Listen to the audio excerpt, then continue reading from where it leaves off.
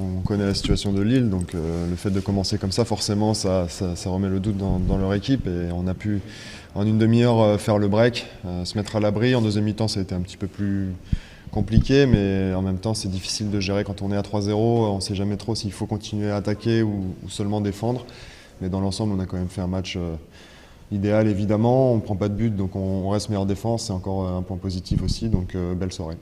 Oui, parce qu'individuellement, on connaît la valeur de cette équipe. Ils ont de très bons joueurs.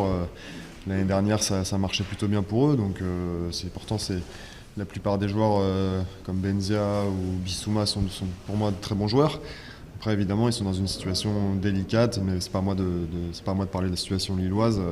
Je peux parler de la situation de Montpellier qui est plutôt positive. On est septième, donc c'est bien pour nous. Il faut continuer. On a 2 matchs qui vont venir dans la semaine, donc il faut rester mobilisé.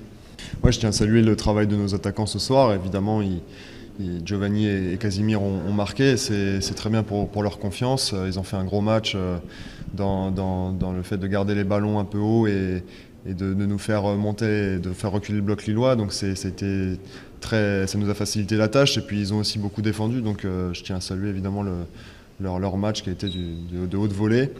Et il faut qu'ils reproduisent ce genre de match, mais avec la confiance pour les attaquants, c'est la première chose pour marquer des buts. Donc pourvu que ça dure, mais ouais, c'est bien d'avoir gagné 3-0, c'est sûr.